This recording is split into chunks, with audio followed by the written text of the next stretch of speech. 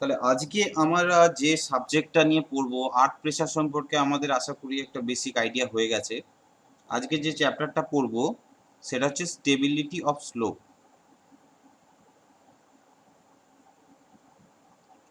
Stability of slope. Earth প্রেশারে আমরা কি দেখেছি, যে কোনো একটা রিটেনিং ওয়াল দিয়ে আমি একটা সয়েল মিডিয়াম বা ব্যাকফিলকে আমরা কিভাবে আটকে রাখতে পারি। স্টেবিলিটি অফ স্লোপ মানে হচ্ছে কোনো সয়েল মিডিয়াম, ধর সাপোজ কোনো একটা সয়েল মিডিয়াম এরকম ইনক্লাইন ভাবে আছে, বিশেষ করে আমরা পাহাড়ে টাহাড়ে দেখতে পাই। তারপরে হচ্ছে তোর রেল লাইনের যে উঁচু যে এগুলো হয়, এমব্যাঙ্কমেন্টগুলো হয়, সেগুলো কি ঠিক এরকম টাইপের উঁচু স্লোপ থাকে। তো অনেক সময় পাহাড়েও দেখেছিস যে পাহাড়ে ধস নামে, তাই তো? তো এই কি কারণের জন্য এই ধসটা নামতে পারে, বা হচ্ছে অনেক সময় দেখবি রেল লাইনের ধারে ধারে অনেক সময় মাটি স্লাইড করে যায়, রাস্তার ধারেও মাটি স্লাইড করে যায়, ঠিক আছে? তো ম্যাক্সিমাম আমি কতটা অ্যাঙ্গেল করে মোটামুটি এই স্লোপটাকে রাখলে আমার স্ট্রাকচারটাও স্টেবল থাকবে এবং সেখানে কোনো কিছু ফেলিওর হবে না, সেই জিনিসটা নিয়ে আমরা যেটা স্টাডি করি একে আমরা বলি স্টেবিলিটি অফ স্লোপ। ঠিক আছে, একে আমরা বলি স্টেবিলিটি অফ স্লোপ। তো স্টেবিলিটি অফ স্লোপ সম্পর্কে আমরা বেসিক কয়েকটা জিনিস আগে একটু লিখে নেব। স্টেবিলিটি অফ স্লোপ মানে হচ্ছে অ্যাকচুয়ালি যেটাকে ল্যান্ড সাইড বলা হয়, ল্যান্ড স্লাইড, তাই তো? ল্যান্ড হচ্ছে এরকম ভাবে আছে, এই ল্যান্ডটা যদি এইভাবে স্লাইড করে এটাকে আমরা বলি ল্যান্ড স্লাইড, জমির ধস নামা, তাই তো? এটাকে আমরা বলি land slide.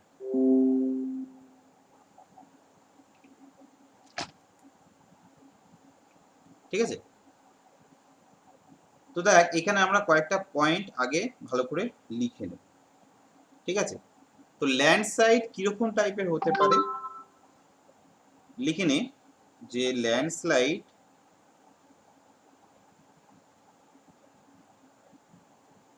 are the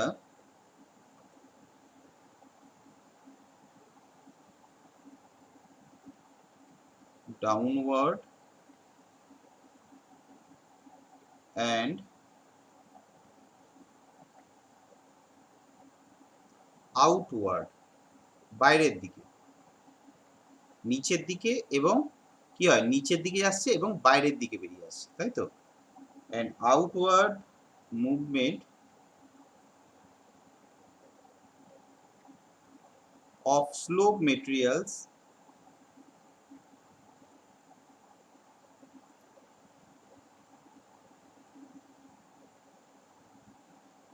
because of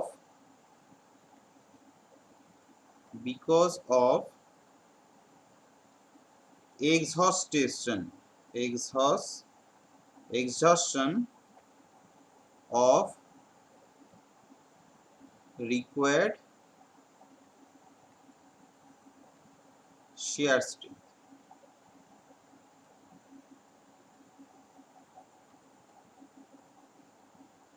ঠিক আছে, মানে কোনো মেটেরিয়াল যদি এরকম ভাবে স্লোপ অ্যাঙ্গেলে থাকে তাহলে তার যে শেয়ার স্ট্রেংথটা কাজ করে, সেই শেয়ার স্ট্রেংথ যদি পেরিয়ে যায় সেই মেটেরিয়ালটা, তাহলে কি হয় তার মধ্যে ল্যান্ডস্লাইড হওয়ার প্রবাবিলিটি দেখা যায়। ঠিক আছে, এবার এই যে স্লোপের যে ফেলিওরটা, এই ফেলিওরটা দু প্রকারে হতে পারে। কজ অফ ফেলিওর দুটো ধরনের হয়, আমি যেটা বলছি কজ অফ ফেলিওর,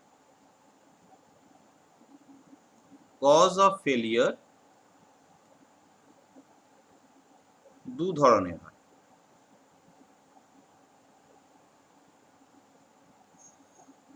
একটা হচ্ছে এক্সটার্নাল ফেলিওর, আর একটাকে আমরা বলি ইন্টারনাল ফেলিওর।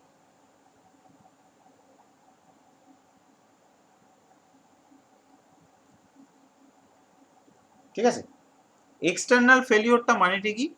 এক্সটার্নালি কোনো ফোর্সের জন্য যদি কোনো জায়গায় ধস নামে, ভালো করে জিনিসটা বোঝ। যদি কোনো এক্সটার্নালি ফোর্স জেনারেট হওয়ার জন্য ওই জমিটাতে যদি কোনো ধস নামে তাকে বলা হয় এক্সটার্নাল ফেলিওর।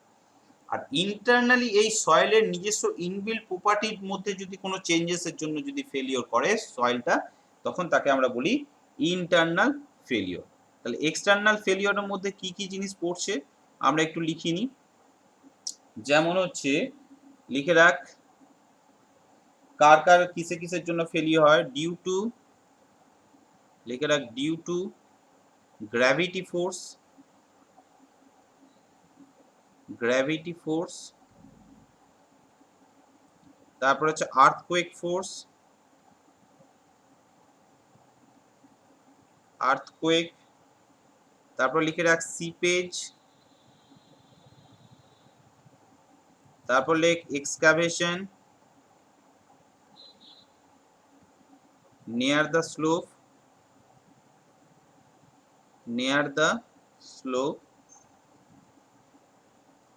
তারপর লিখে রাখ erosion due to flowing water and sudden drawdown, sudden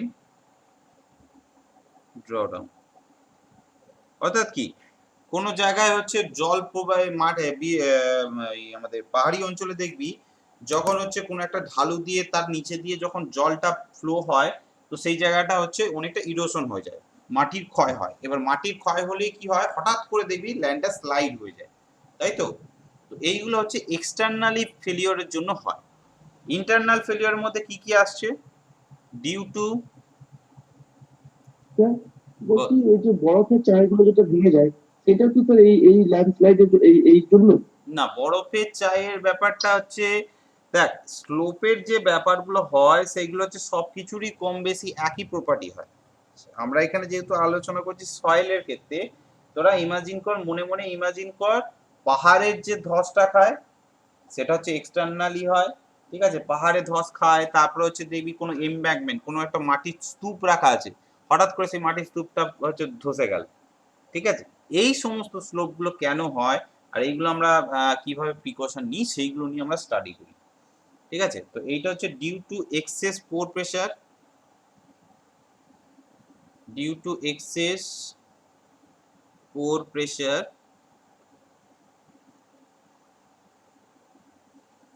তারপর হচ্ছে leaching of salt, leaching of salt, তারপর হচ্ছে সফটেনিং, সফটেনিং, তারপর হচ্ছে breakage,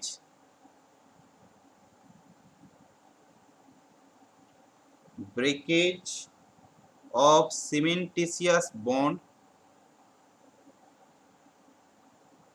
cementation bond, cementation bond, তারপর হচ্ছে আয়ন এক্সচেঞ্জ,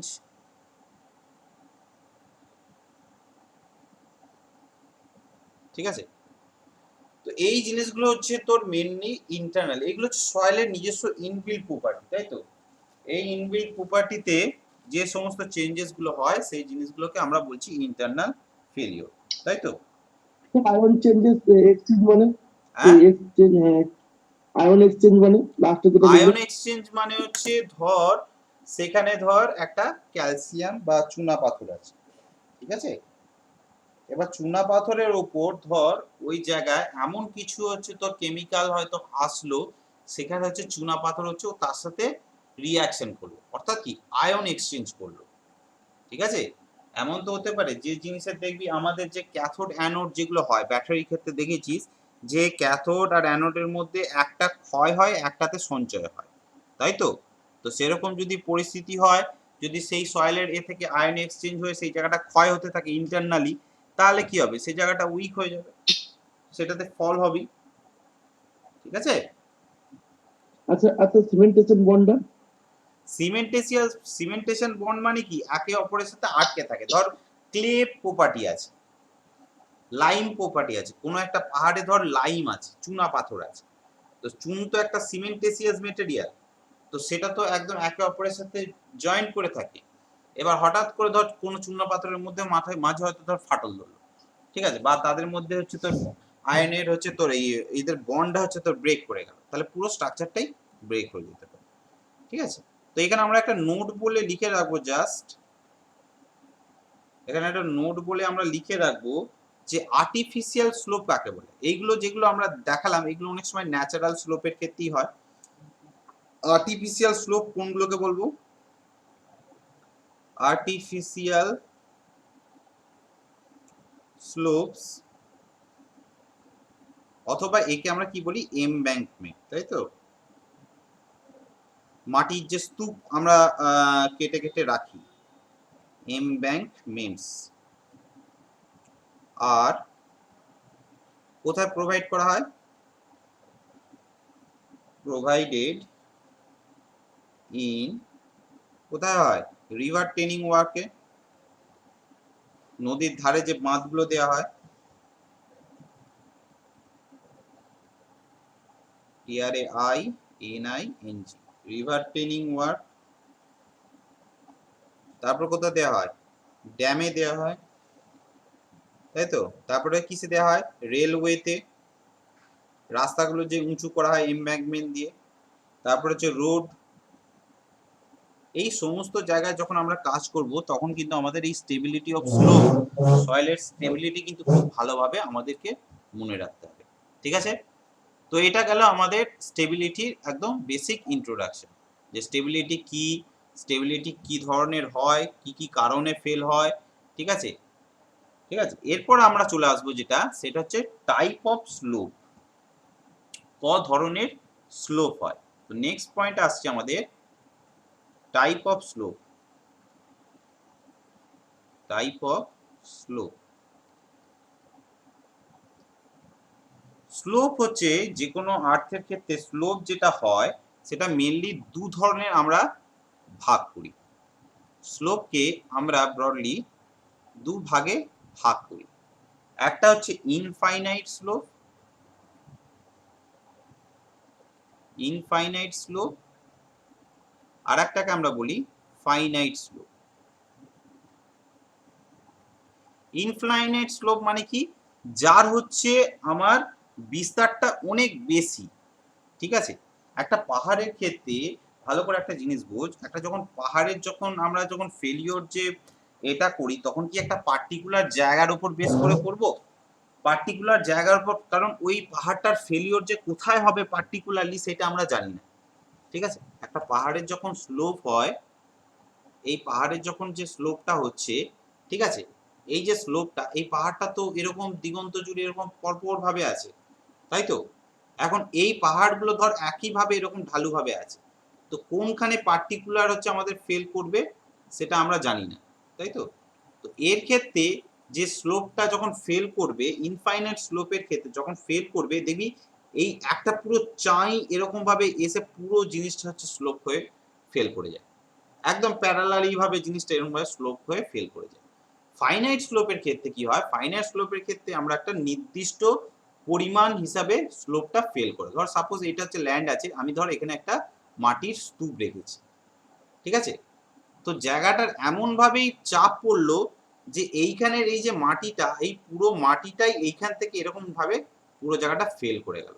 ঠিক আছে, মানে হচ্ছে এই যে সয়েলটা আছে এইভাবে এখানে আমার ফেল করে গেল। ঠিক আছে, পুরো এই জায়গার তলাটা চাপ দিয়েও এই জায়গাটা তুলে দিল, এই জায়গাটা তুলে দিল মানে এইখানে যে মাটিটা আছে মাটিটা উপর দিকে উঠে গেল, উঠে যেতে এই জায়গাটা ফাঁকা হয়ে গেল, এটাও নিচের দিকে নেমে আসলো, এই মাটিটাও উপর দিকে উঠে আসলো, এইভাবে হচ্ছে জমা হচ্ছে। তো এটা কি একটা নির্দিষ্ট এরিয়ার মধ্যে ফেলটা করছে, তাই তো। তো এই ধরনের স্লোপ যদি হয় তাকে আমরা বলি ফাইনাইট। আর যদি এরকম কন্টিনিউয়াস যদি স্লোপ হয়, কন্টিনিউয়াস স্লোপ, কোনো ফিক্সড একটা মার্কিং করা থাকে না, ফিক্সড এরিয়া মার্কিং করা থাকে না, তাকে আমরা বলি ইনফাইনাইট স্লোপ। ইনফাইনাইটের মধ্যে আরো অনেক কিছু বৈশিষ্ট্য আছে, মেইন যে বৈশিষ্ট্য আছে সেটা আমরা কিছু কিছু জিনিস দেখব। তো ফার্স্ট হচ্ছে আমাদের যেটা 1 নম্বরে, সেটা হচ্ছে ইনফাইনাইট স্লোপ। ঠিক আছে, এখানে একটু লিখবো, let the term infinite slope is given to any slope of great extent with uniform soil condition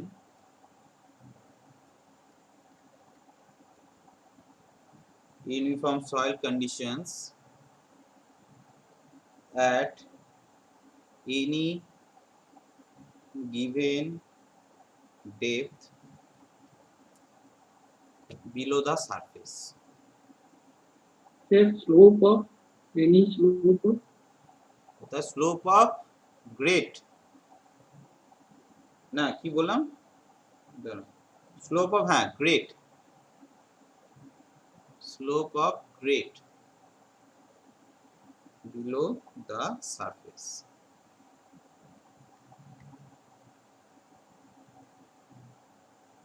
ঠিক আছে, তো ইনফাইনাইট স্লোপ হওয়ার জন্য মেইন যে জিনিসটা হয়, যখন এই স্লোপটা যখন ফেল করে না, এই ধর এই স্লোপটা হচ্ছে এইটা, তো এর যে ফেলিওর প্লেনটা হবে সেটা হচ্ছে এর যে ধর সাপোজ এটা হচ্ছে একটা ডেপথ, ঠিক আছে, যেটার হচ্ছে তোর হাইট আছে ধর সাপোজ জেড।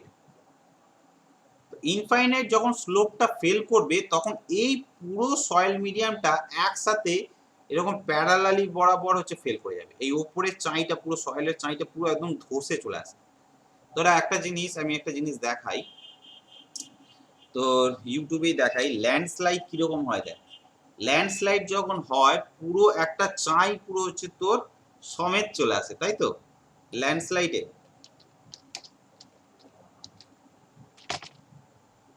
একটা দেখাই জিনিসটা, তারপরে হচ্ছে আমি বোঝাবো, জিনিসটা আগে ভিজুয়ালাইজ কর তারপরে জিনিসটা বুঝতে পারবি।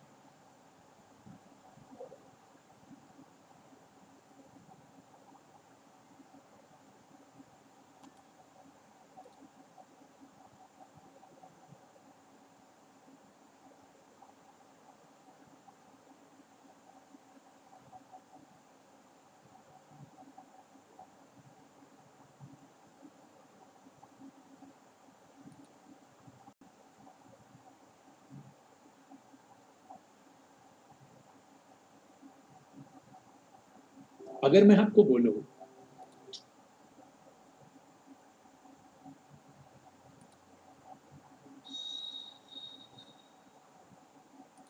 একটা জিনিস দেখাচ্ছি, দাঁড়া, ল্যান্ডস্লাইড ভালোভাবে বুঝতে গেলে এই যে এইখানে দেখ, এই পুরো যে স্লোপটা পুরো স্লাইড করছে, ভালো করে দেখ, এই যে এই পুরো ল্যান্ডটা স্লোপ করছে, দেখ এটা পুরো চাঁইটা মানে ভেঙে পড়ে যাচ্ছে। এখানে কিন্তু একটা জায়গা পড়লো আর একটা জায়গা পড়লো তা কিন্তু নয়, পুরো চাঁইটা ভেঙে পড়ে আসছে, ঠিক আছে। এই ধরনের স্লোপ গুলো কি হয়, পুরো প্যারালাল বরাবর হচ্ছে একটা জায়গা পুরো ধসে চলে আসে, ঠিক আছে।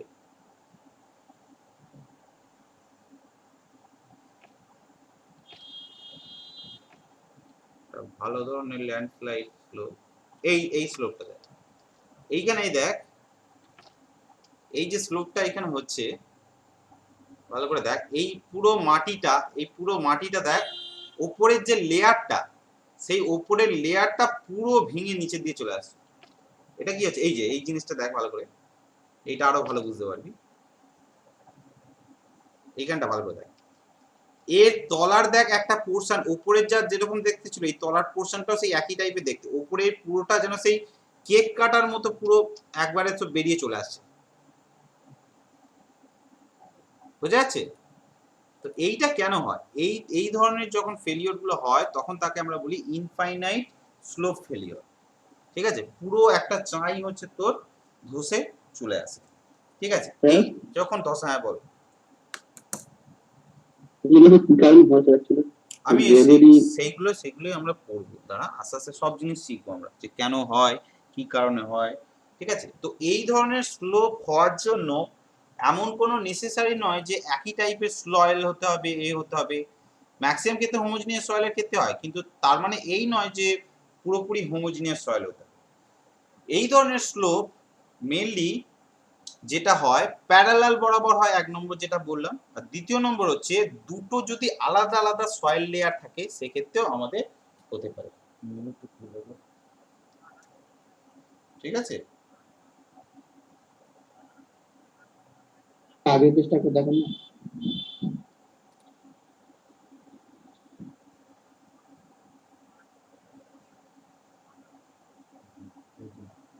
ঠিক আছে। ঠিক আছে, তো এখানে আমরা আগে কয়েকটা পয়েন্ট লিখে নেবো, তারপরে আমি আস্তে আস্তে সব কটা আবার বুঝাবো। ঠিক আছে, তো ফার্স্ট পয়েন্ট লেখ যে it is not necessary, it is not necessary for homogeneity বা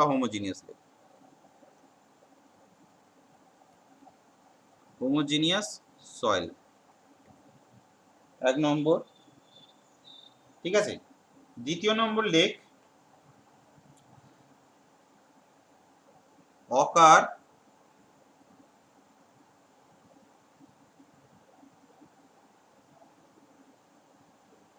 in different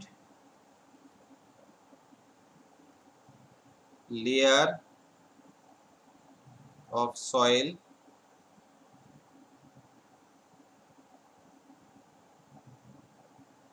parallel to the surface of the slope। ঠিক আছে, দু ধরনের ধর আলাদা আলাদা লেয়ার আছে, তাহলে সেক্ষেত্রে স্লোপটা হতে পারে। ঠিক আছে, তারপরে লেখ ফেলিয়ার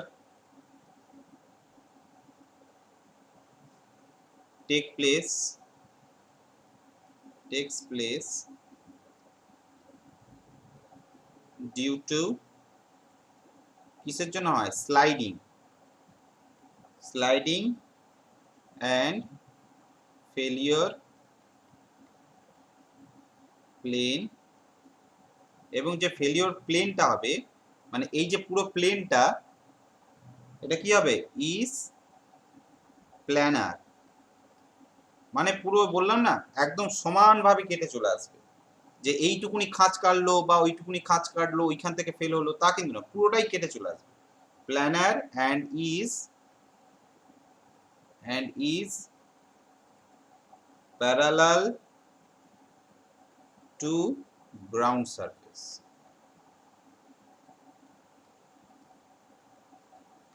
ঠিক আছে, এর এক্সাম্পল কি, এক্সাম্পল হচ্ছে মাউন্টেনিয়াস স্লোপ।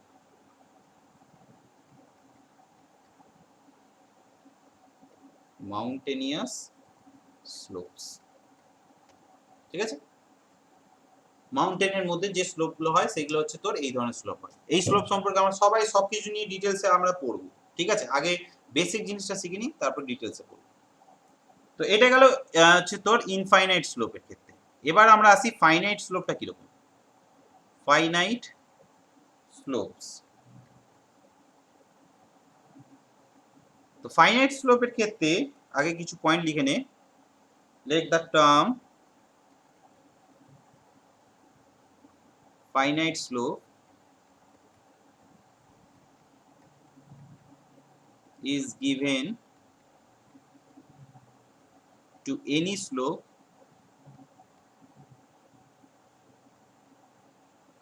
of finite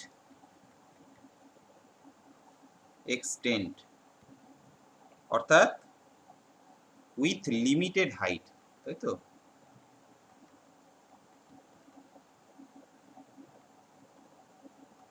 এর একটা নির্দিষ্ট আকার আছে, নির্দিষ্ট সীমা আছে, তাই তো। ফাইনাইট স্লোপের ক্ষেত্রে কিরকম বলেছিলাম, যে ধর এরকম একটা হচ্ছে তোর এমব্যাঙ্কমেন্ট হয়তো আমি তৈরি করে রেখেছি, বা এরকম একটা কোনো সয়েলের মধ্যে করে রেখেছি।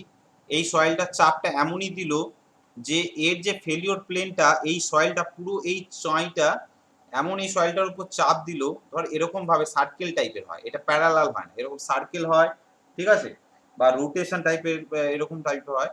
তো এই সয়েলটা কি হবে, এই সয়েলটার উপর চাপ দেবে, মানে এ নিচে এইদিকে চাপ দিচ্ছে, এরকম ভাবে চাপ দিলে এইখানের যে সয়েলটা, এই সয়েলটার উপর চাপটা পড়বে, ফলে কি হয়, এই সয়েলটা হচ্ছে উপর দিকে উঠে আসে। এইটা উপর দিকে উঠে আসছে মানে কি, নিচেটা ফাঁকা হয়ে যায়, নিচেটা ফাঁকা হয়ে গেলেই আবার এটা পুরোপুরি ধসে চলে আসে, ঠিক আছে।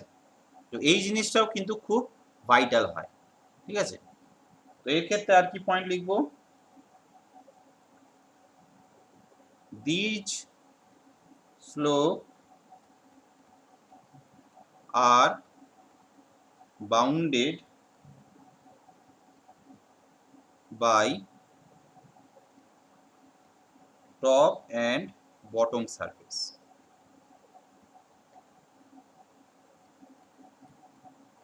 ঠিক আছে, এর ক্ষেত্রে টপ আর বটম সারফেসটা ফিক্সড হয়।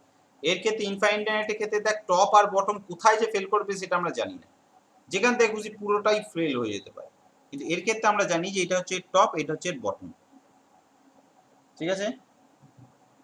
তারপরে লেখ take place due to rotation and the failure plane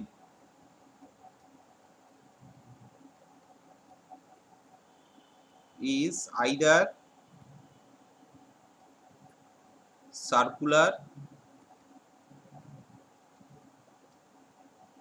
or spiral।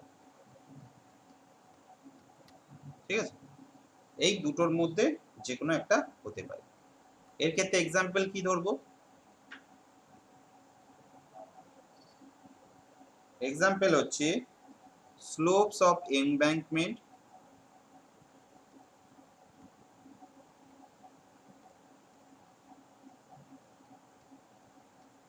used in railway and roadways, dams, Katz, কোথাও হচ্ছে গর্ত করা হয়েছে, অথবা ক্যানেলস, ঠিক আছে।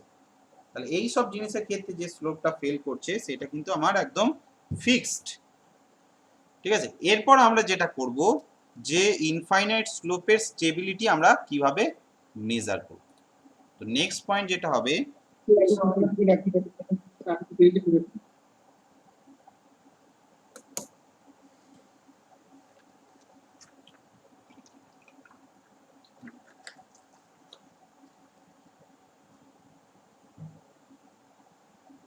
আচ্ছা আমি এক্ষুনি আসছি। তাহলে এখান পর্যন্ত আমরা করলাম, ফাইনাইট স্লোপ পর্যন্ত আমরা করলাম। তো কোথায় ছিলাম যেন, কি পড়াছিলাম সেটা তো,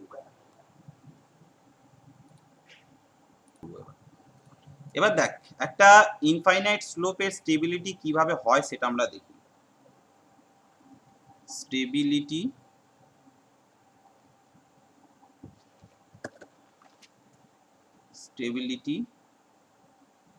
of infinite slope।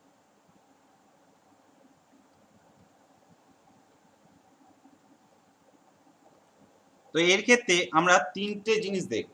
ফার্স্ট হচ্ছে এর অ্যাজাম্পশনস কি কি ধরা হয় এই এক্সপেরিমেন্টটা করার জন্য, তারপর হচ্ছে কোয়েশনলেস সয়েলের ক্ষেত্রে কিরকম হয়, মানে স্যান্ডের ক্ষেত্রে কিরকম হয়, আর কোয়েসিভ সয়েলের ক্ষেত্রে কিরকম হয়।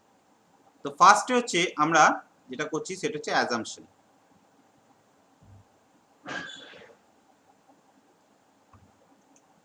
পেনটা ডিস্টার্ব হচ্ছে,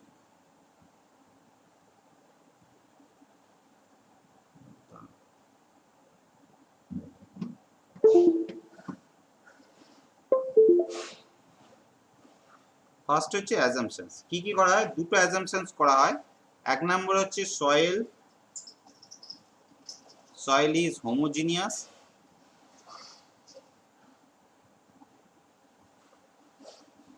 আর দ্বিতীয় নম্বর হচ্ছে failure is due to translation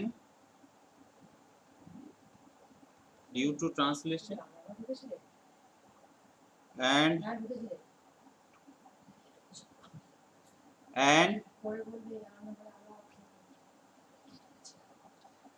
sliding of surface which is parallel to the slope.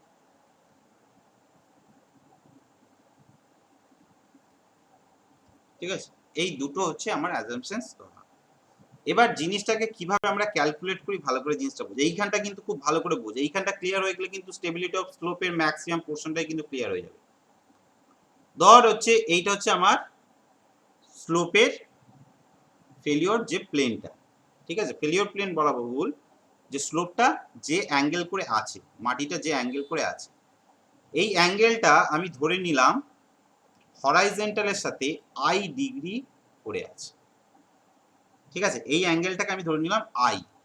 ঠিক আছে, এদের মধ্যে এই ভার্টিক্যাল যে ডিস্টেন্স, নট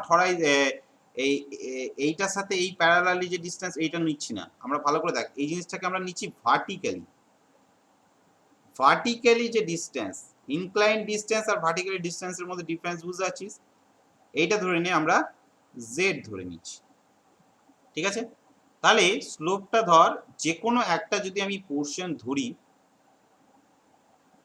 ধর এই পোর্শনটার আমার ফেলিওরের একটা পোর্শন আমি ধরছি সাপোজ ধর। ঠিক আছে, তো এইটা হচ্ছে এ পয়েন্ট, এটা বি পয়েন্ট, এটা সি পয়েন্ট, এটা হচ্ছে ডি পয়েন্ট। ঠিক আছে, তো এইটার ক্ষেত্রে আমার কি হচ্ছে দেখ, এই যে প্লেনটা এর যে উইথ, সাপোজ ধর এর উইথটা আমি ধরে নিলাম স্মল বি।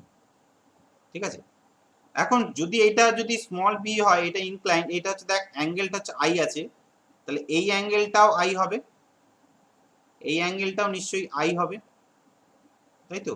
তাহলে এই যে ভ্যালুটা, এই ভ্যালুটা ধর বি এ বি ড্যাশড, এই ভ্যালুটা কত ভ্যালু হচ্ছে? বি কস আই হবে। ঠিক আছে, ভালো করে জিনিসটা দেখ, বি কস আই। এখন এই যে পুরো সয়েলটা, তাহলে এক্ষেত্রে আমি এটা লিখতে পারি যে area of soil wedge A B C D is equal to কত? Base into height. এই ক্রস সেকশন দিক থেকে আমরা যদি জিনিসটাকে ভাবি, তাহলে কি হচ্ছে? B cos I into height মানে হচ্ছে তোর জেড, তাই তো? এই ডিস্টেন্স আর এই জিনিসটাকে আমরা এইভাবে ভাবছি। ঠিক আছে, ভালো করে জিনিসটা বুঝবি, এই অ্যাঙ্গেল থেকে ভাবছি। ঠিক আছে, তাহলে ভলিউম কত হচ্ছে? ভলিউম কত ধরছি? ভলিউম হচ্ছে তার মানে কি এরিয়া, আর এই দিকে হচ্ছে ইউনিট লেন্থ হচ্ছে, তাই তো? ইউনিট লেন্থ যদি ধরি, তাহলে কি হচ্ছে দেখ, এরিয়াটা হচ্ছে B cos I into Z into 1 ধরে নিচ্ছি। তাহলে কি হচ্ছে দেখ, এটা হচ্ছে Z into B into cos I হয়ে গেল। ঠিক আছে, এবার দেখ সয়েলের ইউনিট ওয়েট যদি গামা হয়, তাহলে ওয়েট কত হবে? Weight of soil capital W is equal to, তাহলে হচ্ছে গামা ইন্টু ভি, তাই তো? তাই তো, গামা মানে কি ডাব্লিউ বাই ভি হয়, তাহলে ওয়েট মানে কি গামা ইন্টু ভি। এবার ভলিউমটা আমাদের এখানে কত পেয়েছি? জেড বি কস আই, তাহলে gamma into Z B into cos I. ঠিক আছে, এবার দেখ এইখানে যে ভার্টিক্যাল যে প্রেসারটা আমার পড়ছে, এর যে ওয়েটটা, সেটা কিরকম ভাবে পড়ছে, এরকম ভার্টিক্যালি পড়ছে। কোনো জিনিসের ওয়েট কি বাই গ্র্যাভিটি তো ভার্টিক্যালি দিকে পড়ে, তাহলে এই লোডটা এরকম অ্যাঙ্গেলে পড়ছে না, লোডটা পড়ছে ঠিক এরকম অ্যাঙ্গেলে, তাই তো? তাহলে এইটাকে যদি আমি এক্সটেন্ড করি, এটাকে যদি আমি এক্সটেন্ড করি লাইনটা, এইটা যদি আই অ্যাঙ্গেল হয় তখন হচ্ছে এই ভার্টিক্যাল হচ্ছে এই ইনক্লাইন্ডের সারফেসের সাথে অবশ্যই এটাও আই অ্যাঙ্গেল করবে, ঠিক আছে? আর এইটা যদি আই অ্যাঙ্গেল করে তাহলে দেখ এখানে এই লোডটার দুটো কম্পোনেন্ট তৈরি হচ্ছে, একটা হচ্ছে তোর আইদার এই ডিরেকশনে একটা লোড কাজ করছে যেটা হচ্ছে ডাইরেক্ট এর উপর পড়ছে, ঠিক আছে, যেটাকে আমরা বলছি সিগমা নর্মাল। আর একটা কোন ডিরেকশনে পড়ছে, আর একটা পড়ছে হরাইজন্টাল ডিরেকশন, যেটাকে আমরা বলছি টাউ, ঠিক আছে? এই টাউটাই অ্যাকচুয়ালি হচ্ছে আমাদের শিয়ার স্ট্রেংথ, ঠিক আছে? তাহলে এই ক্ষেত্রে আমরা যেটা পাচ্ছি, তাহলে এই যে ভার্টিক্যাল প্রেসার পুরো এই যে ফেলিওর প্লেনের ক্ষেত্রে এই ভার্টিক্যাল প্রেসারটা কত হচ্ছে সিগমা এন, আর এইখানে একটা প্রেসারটা এই টোটাল ডাব্লিউ লোডটা এটা হচ্ছে টাউ হিসেবে কাউন্টেড হয়ে যাচ্ছে। তাহলে ভার্টিক্যাল আচ্ছা পেনটা খুব ডিস্টার্ব করছে, vertical pressure on failure plane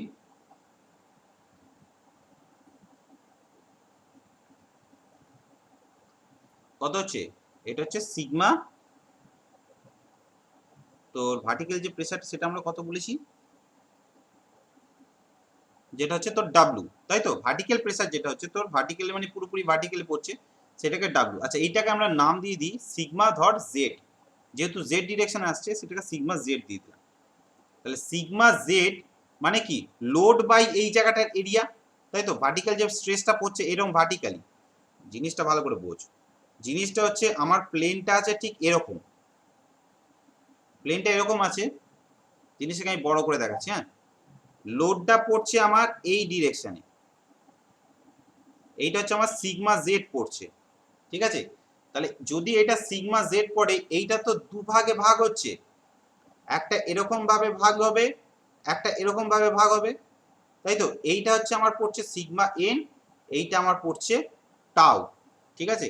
তো সিগমা জেড এখন কি এই এই ভার্টিক্যালি যে লোডটা সেটা কি ফোর্স বাই এরিয়া হয়তো, তাহলে লোড বাই হচ্ছে area, cross sectional area breadth, আর ওইদিকে হচ্ছে তো ক্রস সেকশনাল ইউনিট ওয়ান ধরেছিলাম, তাহলে ওয়েটের জায়গায় বসা gamma Z into B into cos I by হচ্ছে বি, তাহলে বিটা কেটে গিয়ে হয়ে যাচ্ছে শুধু গামা জেড কস আই, ঠিক আছে? এই ফর্মুলাগুলো কিন্তু আসবে পরপর আসবে দেখবি। তাহলে নর্মাল স্ট্রেস কত হচ্ছে আমার, normal stress on failure plane sigma এনটা কত হচ্ছে, সিগমা এন মানে হচ্ছে এখানে আমাদের সিগমা জেড কস আই হবে, তাই তো? এবার সিগমা জেড কস আই মানে এটাকে ফর্মুলাতে কনভার্ট করতে পারি gamma Z cos square I লিখতে পারি। আর ট্যানজেনশিয়াল স্ট্রেসটা কি, tangential stress on failure plane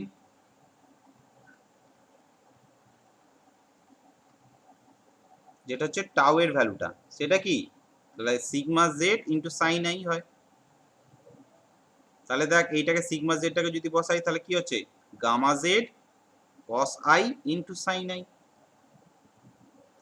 এখন এই যে টাউটা ট্যানজেনশিয়াল স্ট্রেস এইটাই তো পুরোপুরি এই ফেলিওরটাকে কন্ট্রোল করবে, এইটা যদি বেশি হয়ে যায় তখনই জিনিসটা এইদিকে সরবে, কারণ এই ফোর্সটা যতটা হবে ততটা এটা স্লাইড হবে। সুতরাং নেক্সট পাতায় যাচ্ছি আমি। সুতরাং একটা জিনিস আমাদের মনে রাখতে হবে যে তো দেখান একটু স্যার, একটু বাতিলে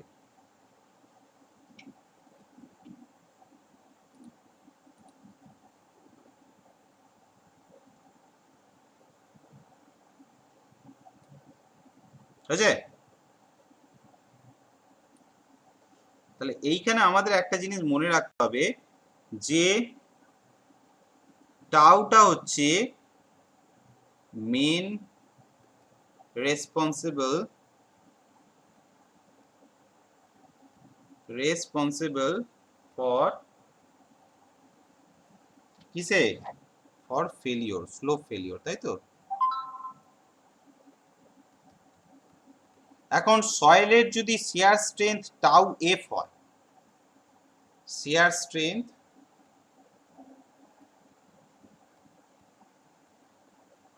অফ সয়েল মানে সয়েল ম্যাক্সিমাম কতটা লোড নিতে পারে, ঠিক আছে। তাহলে যদি স্টেবল হতে হয়, তাহলে ফর স্টেবলের জন্য কি সবসময় এই যে ম্যাক্সিমাম যে ভ্যালুটা সেটা সবসময় এর থেকে কম বেশি হতে হবে, তাই তো। মানে আমার যে শিয়ার টাউ এফ কোনটা? টাউ এফটা হচ্ছে ম্যাক্সিমাম শিয়ার স্ট্রেংথ, সয়েলের ম্যাক্সিমাম সে সয়েল কতটা লোড নিতে পারে, ঠিক আছে, সেটাকেই বলা হচ্ছে টাউ এফ। আমরা আগে শিয়ার স্ট্রেংথ অফ সয়েল যখন করেছিলাম, মানে শিয়ার স্ট্রেংথ অফ ফেলিওর, তাই তো, ফেলিওরে তার হচ্ছে তোর ভ্যালু কত, তাহলে আমি এখান থেকে বলতে পারি ফ্যাক্টর অফ সেফটিটা হচ্ছে এই টাউ এফ বাই টাউ। টাউটা হচ্ছে আমার রেজাল্টেন্ট যে ভ্যালুটা আমরা পাবো সেটাকে আমরা বলছি টাউ, আর টাউ এফটা হচ্ছে ম্যাক্সিমাম সয়েলের শিয়ার স্ট্রেংথ কত সেইটা। এটা হয়ে গেছে সবাই? স্টেবলের ব্যাপারটা বুঝলাম না। আমি বলে দিচ্ছি জিনিসটা ভালো করে বোঝ। প্রত্যেকটা সয়েলের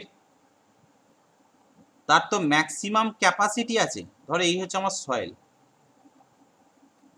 এর তো ফেলিওর হওয়ার তার তো একটা ম্যাক্সিমাম ক্যাপাসিটি আছে। একটা সয়েল যখন ফেল করবে, আমরা শিয়ার স্ট্রেংথে কি বলেছি, শিয়ার স্ট্রেংথটা মানেটা কি, যে একটা সয়েলের থেকে আর একটা সয়েল তাদের মধ্যে কতটা ভালোভাবে আটকে থাকছে, তাই তো। এবার যখন এই ফেলিওরটা হবে, ফেলিওরের ভ্যালুটা কি বলা হয়েছে আমাদের, টাউ বলা হয়েছে, তাই তো।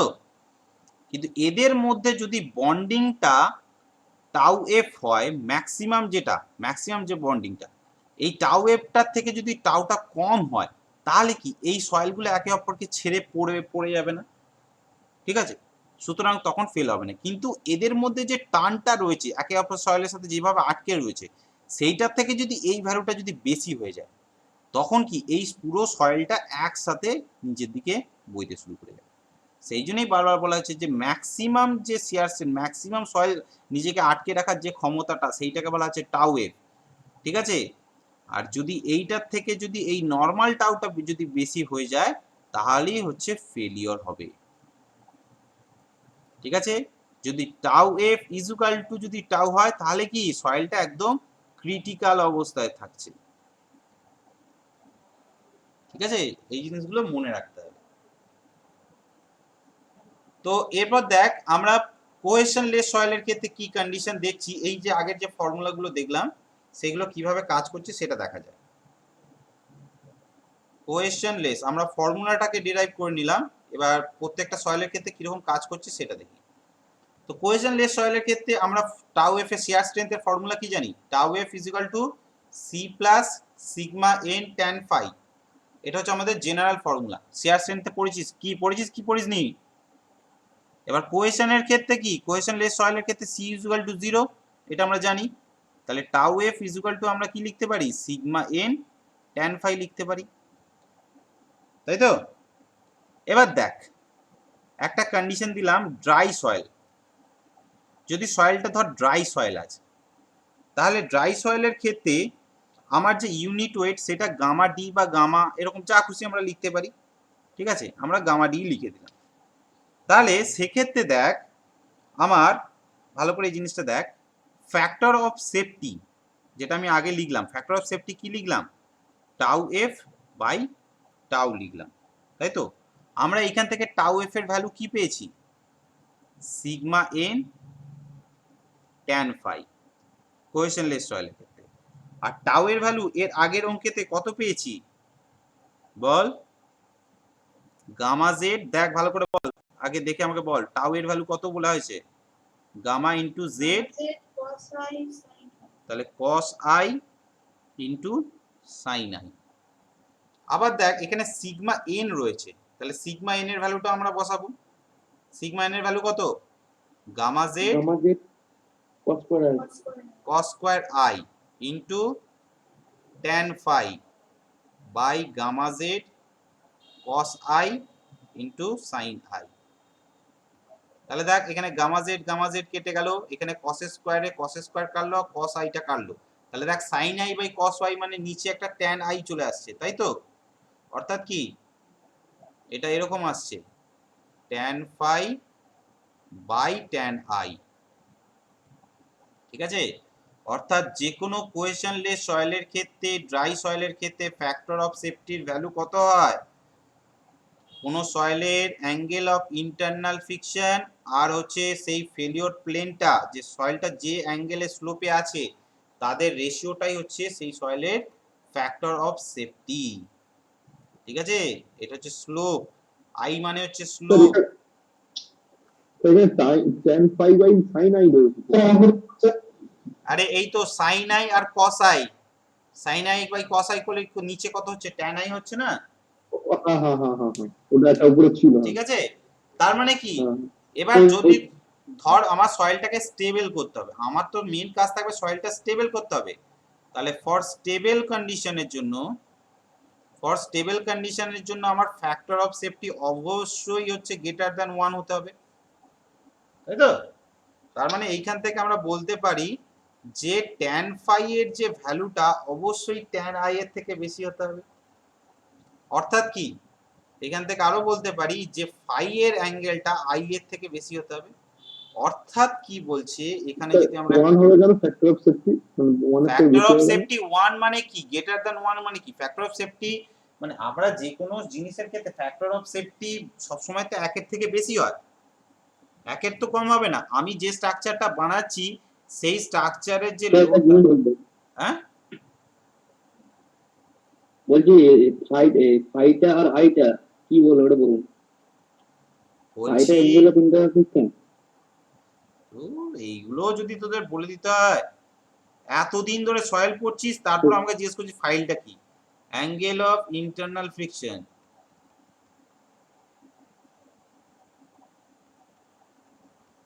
অ্যাঙ্গেল অফ ইন্টারনাল ফ্রিকশন আর আই হচ্ছে স্লোপ অ্যাঙ্গেল, ঠিক আছে? তাহলে দেখ এইটা যদি হচ্ছে আমার স্লোপ অ্যাঙ্গেল হয় আই, সাপোজ ধর এইটা হচ্ছে আমার স্লোপ অ্যাঙ্গেল আই, ঠিক আছে? এরপর হচ্ছে আমার ধর এই ভ্যালুটার হচ্ছে তোর শিয়ার স্ট্রেংথের যে ভ্যালুটা আমরা পাচ্ছি সেটা হচ্ছে আমার টাউ পাচ্ছি এই জায়গায়। তাহলে স্ট্রাকচারটা কখন আমার ফেল করবে, স্ট্রাকচারটা কখন আমার ফেল করবে বা কখন স্টেবল থাকবে, যখন হচ্ছে এই সিগমা এই ফাই এর ভ্যালুটা যখন এই আই এর থেকে বেশি থাকবে, এই এটা হচ্ছে ধর ফাই, তখন কিন্তু এটা হচ্ছে স্টেবল। দেখ এইটা হচ্ছে আমার স্লোপ প্লেন, ভালো করে জিনিসটা বোঝ, মুদ্রা কথা যেটা বলতে চাইছি এইটা হচ্ছে আমার স্লোপ প্লেন, আমার ম্যাক্সিমাম স্লোপটা এইখান পর্যন্ত হতে পারে, ঠিক আছে? তাহলে এই এর নিচে থাকলে স্ট্রাকচারটা অবশ্যই হচ্ছে আমার স্টেবল আছে। এবার যদি এই ফাই এর অ্যাঙ্গেলটা যদি এর থেকে কমে যায়, ফাই এর অ্যাঙ্গেলটা যদি এর থেকে কমে যায় তাহলে কি হবে, এই স্ট্রাকচারটা আনস্টেবল হয়ে যাবে, তাই তো? মানে আমার ম্যাক্সিমাম এতটা স্লোপই আমি করতে পারবো কিন্তু ওই স্লোপটা আরো বেশি দেয়া আছে, তাহলে কি তখন স্ট্রাকচারটা তো ফেল করবেই, ঠিক আছে? এই জিনিসটা বোঝা গেছে? আই মানে হচ্ছে ধর এই হচ্ছে আমার মাটি, মাটিটা হচ্ছে এর সাথে আই ডিগ্রি অ্যাঙ্গেল করে আছে।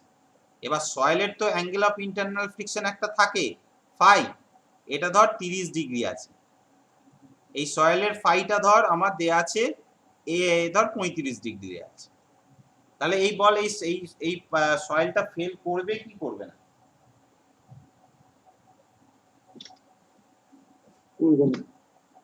তাহলে ফেলটা করবে না, কারণ এটা হচ্ছে তোর বেশি আছে, ফাইটা বেশি আছে, স্ট্রাকচারটা স্টেবল থাকে। ফাইটা স্যার বেশি হবে, হ্যাঁ। তাহলে এবার যদি এটা ধর 25 ডিগ্রি যদি হয়ে যায়, এটা 30 ডিগ্রি আছে, তাহলে অবশ্যই এটা ফেল করে যাবে, তাই তো? এইভাবেই হয়। তো ড্রাই সয়েলের ক্ষেত্রে যেটা কন্ডিশনটা দেখলাম আমরা, প্রথমে আমরা যেটা দেখলাম সেটা হচ্ছে আমাদের ড্রাই সয়েলের ক্ষেত্রে কন্ডিশনটা দেখলাম। এবার সাবমার্জ সয়েলের ক্ষেত্রে কিরকম হয় দেখি।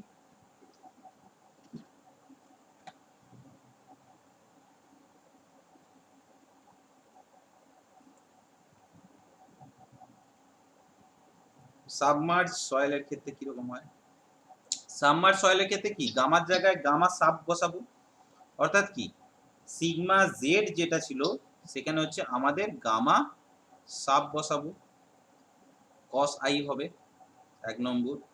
দ্বিতীয় নম্বর হচ্ছে সিগমা এন ইজুকাল টু কি ছিল, সিগমা জেড ইন্টু হচ্ছে আমাদের কস আই। তাহলে এইটা হয়ে যাচ্ছে দেখ gamma sub cos square I, আর টাউ এর জায়গায় কত ছিল, সিগমা জেড সাইন আই। ঠিক আছে, তাহলে gamma sub sine I into cos I. সবকিছু যদি আমরা ক্যালকুলেট করি ফ্যাক্টর অফ সেফটি, টাউ এর ভ্যালুটা কত, আমি ক্লাস নিচ্ছি কিসে কে, বেশ আমি ক্লাস করে ফোন করছি। হুম, না না পজিটিভ কি নেগেটিভ সেটা বলো, ঠিক আছে। তাহলে দেখ এটা হচ্ছে গামা সাব ইন্টু, আচ্ছা এখানে গামা সাব ইন্টু জেডটা তো দেয়া হয়নি, এখানে একটা জেড থাকবে না, into Z cos square I tan phi by gamma sub Z sine I into cos I. তাহলে সেই কেটে কেটে দেখ সেই tan phi by tan I হচ্ছে। তাহলে এইখান থেকে আমরা একটা কি কনক্লুশন করতে পারি, ফর ড্রাই অ্যান্ড ফুললি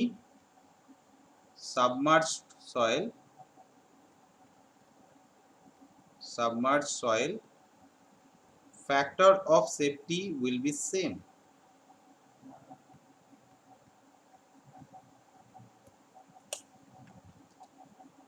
ঠিক আছে, তাহলে এইখান থেকে এই জিনিসটা আমরা কনক্লুশন করতে পারলাম। এবার দেখ আরেকটা জিনিস হয় যে ফ্যাক্টর অফ সেফটি, ধর আমার পুরো সয়েলটাতে হচ্ছে, ধর আমার পুরোটা হচ্ছে সাবমার্জ নয়, কিছুটা হচ্ছে পোর্শন সাবমার্জ আছে, ঠিক আছে, ধর পার্সিয়ালি সাবমার্জ আছে, ধর ইনফাইনাইট কোহেশনলেস যে স্লোপটা হচ্ছে পার্সিয়ালি সাবমার্জ, পার্সিয়ালি সাবমার্জ। হ্যাঁ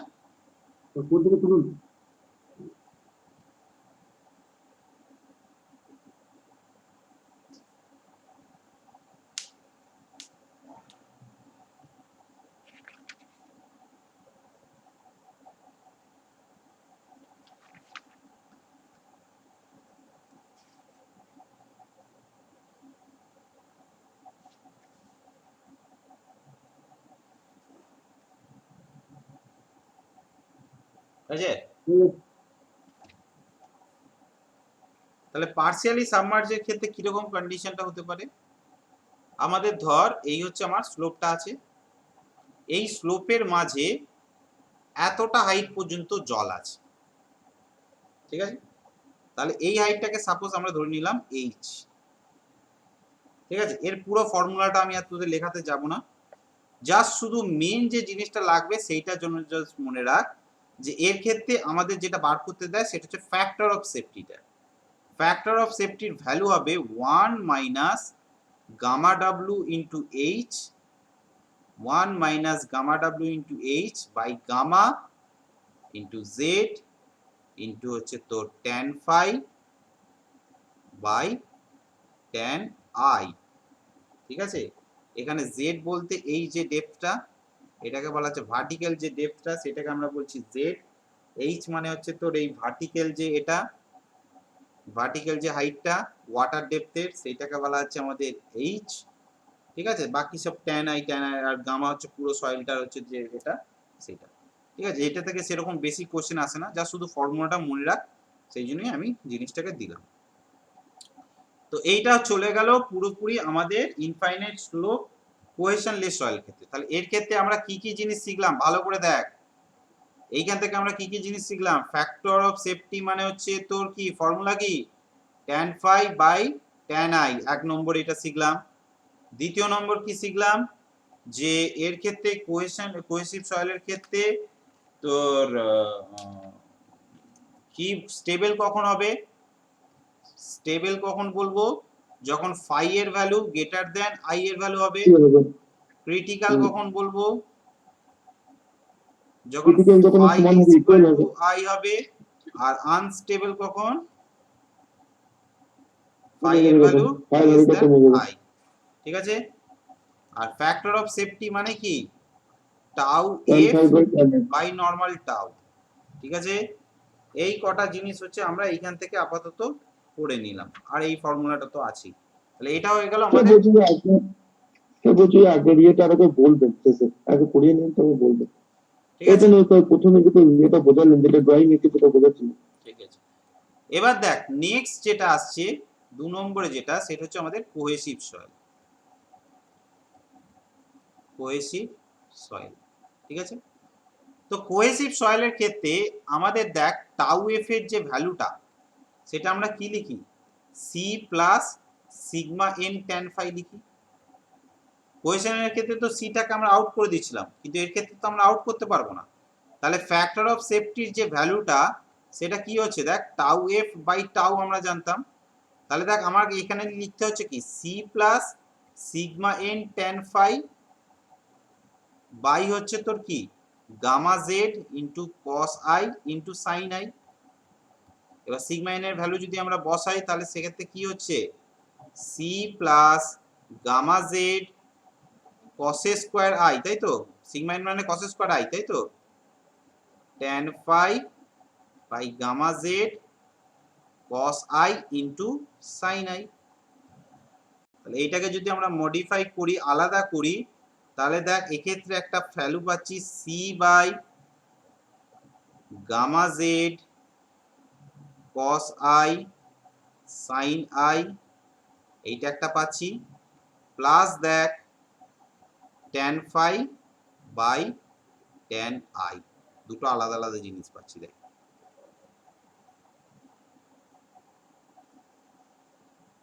পাচ্ছি কিনা?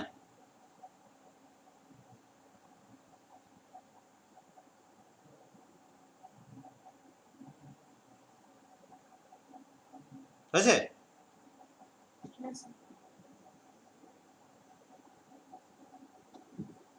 বেশ। তো এর ক্ষেত্রে দেখ, এটা হচ্ছে আমার ফ্যাক্টর অফ সেফটির ফর্মুলা। এটা চলে গেল আমাদের ফ্যাক্টর অফ সেফটির ফর্মুলা। কোহেসিভ সয়েলের ক্ষেত্রে ফ্যাক্টর অফ সেফটি কিভাবে বার করি? আমরা এইভাবে বার করি। ঠিক আছে? পুরো ফর্মুলাটা মনে রাখবি, কিভাবে আসছে সেটা আমি দেখিয়ে দিলাম। ঠিক আছে? তাহলে একটা জিনিস আমরা বুঝতে পারছি যে এর যে স্টেবিলিটিটা কোহেসিভ সয়েলের, এর কিন্তু কোহেশনের জন্য এক্সট্রা সে স্টেবল হয়ে থাকছে সয়েলটা। ঠিক আছে? আমার স্টেবিলিটি অফ স্লোপ যদি হচ্ছে ধর সয়েলটা যদি এই অ্যাঙ্গেল করে হচ্ছে তোর স্লোপ করে থাকে, অর্থাৎ সয়েলটা ধর আই অ্যাঙ্গেল করে আছে, কিন্তু এর যে ফাই এর যে অ্যাঙ্গেলটা, ফাই অ্যাঙ্গেল হওয়ার আগে সে কি হচ্ছে? সি কিছুটা করে রাখছে, তাই তো? তাহলে কি এই সয়েলটার যদি এই অ্যাঙ্গেলটা একে না ক্রস করে, যদি এর উপর দিয়ে চলে যায়, তাহলে তো সেই স্ট্রাকচারটা কি হচ্ছে? আমার স্টেবল, এমনি স্টেবল থাকছে ফাইটা। যদি ফাইটা যদি এর থেকে যদি নিচের দিকে নেমে যায়, ধর সাপোজ এরকম কোন একটা অ্যাঙ্গেলে নিচের দিকে নেমে গেল, তাহলে দেখ কিছুটা পোর্শন পর্যন্ত আমরা দেখতে পাচ্ছি স্টেবল, এইটুকুনি পোর্শন কিন্তু স্টেবল থাকছে, কিন্তু এই লাইনটা যেই ক্রস করছে তখনই সে কি হয়ে যাচ্ছে? আনস্টেবল হয়ে যাচ্ছে। হচ্ছে নাকি? হচ্ছে কিনা? তাহলে এ হচ্ছে এই কোশ্চেনের ক্ষেত্রে একটা সার্টেন পয়েন্ট পর্যন্ত সে স্টেবিলিটি নেচার দেবে, যেটা হচ্ছে কোহেশন ফ্যাক্টরের উপর ডিপেন্ড করবে। সেই জন্যই এই যে এক্সট্রা একটা ভ্যালু পাওয়া যাচ্ছে, দেখ ফ্যাক্টর অফ সেফটির ক্ষেত্রে কি আগেরটা শুধু tan phi tan i করলেই হতো, কিন্তু এখানে দেখ একটা এক্সট্রা ফ্যাক্টর অফ সেফটি আমার অ্যাড হচ্ছে। তার মানে কি কোহেসিভ সয়েলের ক্ষেত্রে সয়েল নিজে থেকেই একটা ফ্যাক্টর অফ সেফটি তৈরি করে, তাই তো? তাহলে বল। বলছি যদি এই যে মানে যে ভ্যালুটা সি এর যে ভ্যালুটা যদি ওই নেমে যায়, যেটুকু আনস্টেবল রয়েছে বললেন এটা সয়েলটা, যদি ওইটা স্লাইড হয়, ঠিক আছে, ল্যান্ড স্লাইড হয়, তাহলে সেক্ষেত্রে কি স্টেবলটাকেও নিয়ে নিয়ে মানে ওটা চলে আসবে, নাকি ওইটুকু যখন পোর্শনই শুধু স্লাইড হবে, ধর যখন এই যে অ্যাঙ্গেলটা, এই আই এর অ্যাঙ্গেলটা দেখ, ভালো করে দেখ, এই আই এর অ্যাঙ্গেলটা যত উপর দিকে হবে, অর্থাৎ স্লোপটাকে আমি যত উপর দিকে তুলবো, ল্যান্ডের স্লোপটা যত উপর দিকে হবে, দেখ এর স্টেবিলিটি, এই যে সয়েলটা স্টেবল থাকা পরিমাণের ভ্যালুটাও তো কমে যাচ্ছে,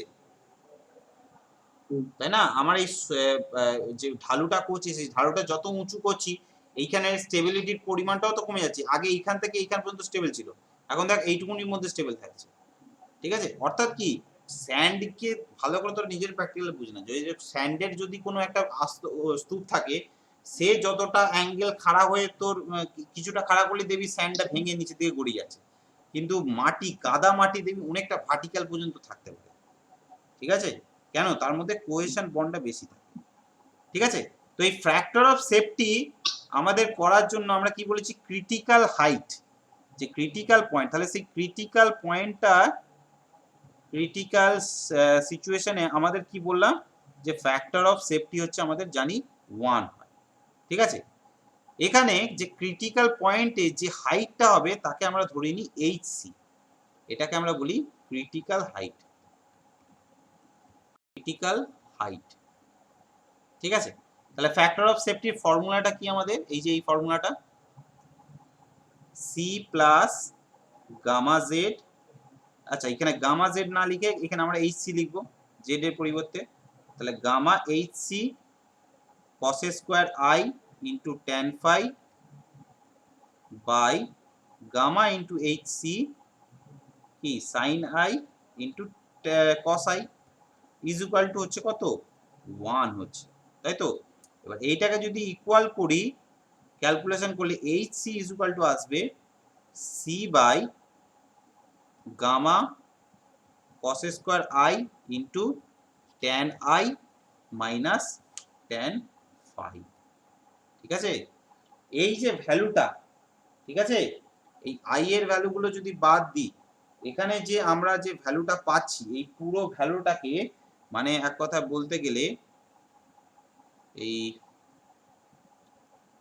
জিনিসটাকে কিরকম করে বলবো, এই C by gamma H C, এই যে ভ্যালুটা, এই ভ্যালুটাকে বলা হয় এস এন, যেটার নাম হচ্ছে টেলর স্টেবিলিটি নাম্বার। খুব ইম্পর্টেন্ট, এই চ্যাপ্টারের সবচেয়ে বেশি ইম্পর্টেন্ট টার্ম এটা, Taylor's stability number,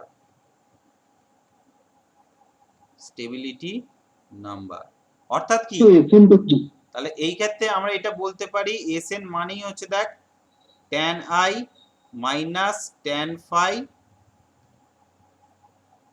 cos square i is equal to c by gamma H c, এইটাকেই বলা হচ্ছে টেলর স্টেবিলিটি নাম্বার, তাই তো?